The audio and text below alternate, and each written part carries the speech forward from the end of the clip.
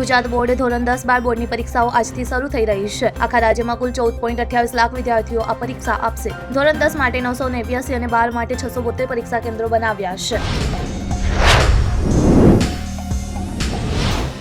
દિલ્હી, નોઈડા સહિત એનસીઆરમાં ગુરુવાર સવારથી હવામાન બદલાયું છે। દિલ્હી અને તેની આજુબાજુના વિસ્તારમાં હળવો વરસાદ થઈ રહ્યો છે। તેના કારણે તાપમાનમાં ઘટાડો નોંધાયો।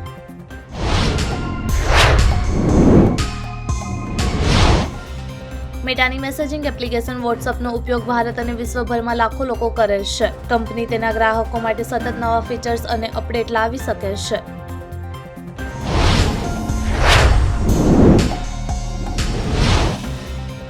બે દિવસ બાદ શનિવારથી માર્ચ મહિનો શરૂ થઈ જશે। માર્ચમાં દેશના અલગ અલગ શહેરોમાં શનિવાર અને રવિવાર ઉપરાંત કુલ 8 દિવસ બેંક બંધ રહેશે।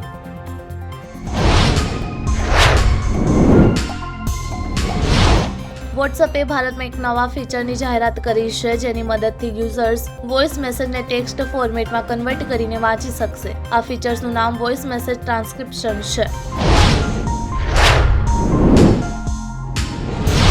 કેબિનેટે ગુરુવારે વકફ સંશોધન બિલને મંજૂરી આપી દીધી છે। જેપીસીના રિપોર્ટના આધાર પર તેને લીલી ઝંડી આપવામાં આવી છે। તેને સંસદના બજેટ સત્રના બીજા સત્ર દરમિયાન રજૂ કરવામાં આવશે।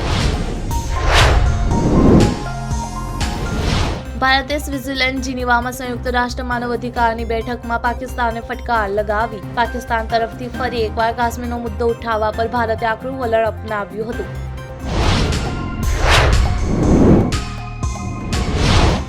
પ્રયાગરાજમાં 45 દિવસથી ચાલી રહેલા વિશ્વના સૌથી મોટા ધાર્મિક અને આધ્યાત્મિક મહાકુંભ બુધવારે અંતિમ સ્નાન સાથે સમાપન થયું છે। કુલ 66.30 કરોડ શ્રદ્ધાળુઓએ ગંગા અને સંગમમાં ડૂબકી લગાવી હતી।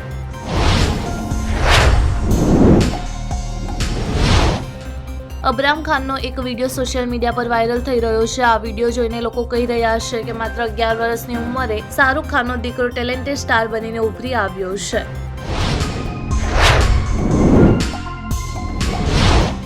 એમેઝોન ઇન્ડિયાની વેબસાઇટ પર વેચાઈ રહેલા આઇડેન્ટિકલ બ્રાન્ડિંગ સાથે ગાર્મેન્ટની પાછળ બેવરલી હિલ્સ પોલો ક્લબ્સના ટ્રેડમાર્કનું ઉલ્લંઘન કરવા માટે એમેઝોનને $39 મિલિયન ચૂકવવાનો આદેશ કર્યો છે।